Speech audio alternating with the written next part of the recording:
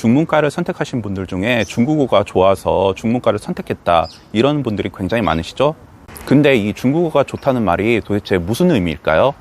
중국어 배우는 것이 좋다? 중국어 쓰는 것이 좋다? 말하는 것이 좋다? 듣는 것이 좋다?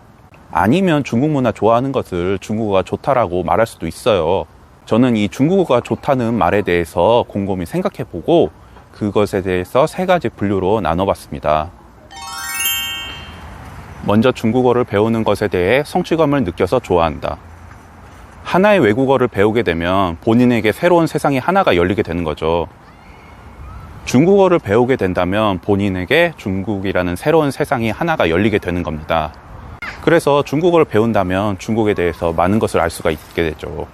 처음엔 뽀뽀모뽀를 시작하던 중국어가 나중에는 중국 뉴스를 들을 수 있게 되고 그 다음에 신문을 읽을 수 있을 정도로 공부를 하신다면 굉장히 성취감이 있겠죠. 특히 본인이 중국으로 갔을 때 중국인이 본인의 어설픈 중국어를 조금이라도 알아듣는다면 그만큼 큰 성취감은 얻을 겁니다. 두 번째로는 중국 문화가 좋아서입니다. 어릴 때부터 삼국지, 서유기 같은 중국 문화는 우리에게 참 친숙하죠. 중국 역사를 공부하게 된다면 중국 역사의 방대한 그런 내용 때문에 중국 역사에 대해 좀 더 관심을 두게 되고 그만큼 중국어에 흥미가 있을 겁니다. 그리고 요즘에는 중국 영화나 드라마도 굉장히 쉽게 접할 수 있어가지고 그걸 보면서 중국어를 좀 더 좋아하지 않게 됐나 이런 생각도 해봤습니다.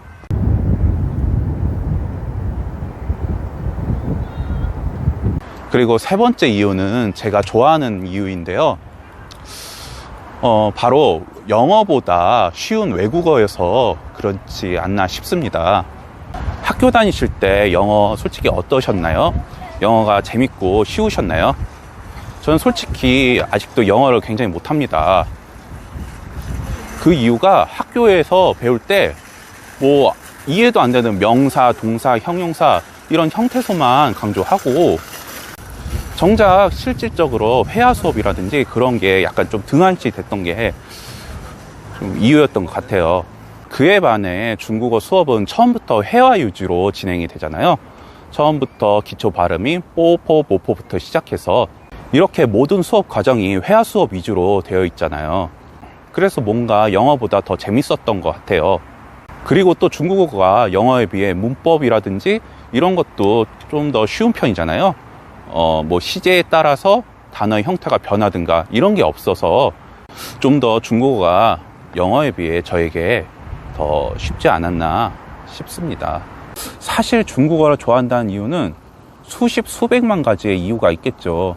하지만 단순하게 좋아한다는 이유보다 내가 중국어를 왜 좋아하는지 생각해 볼 필요가 있습니다.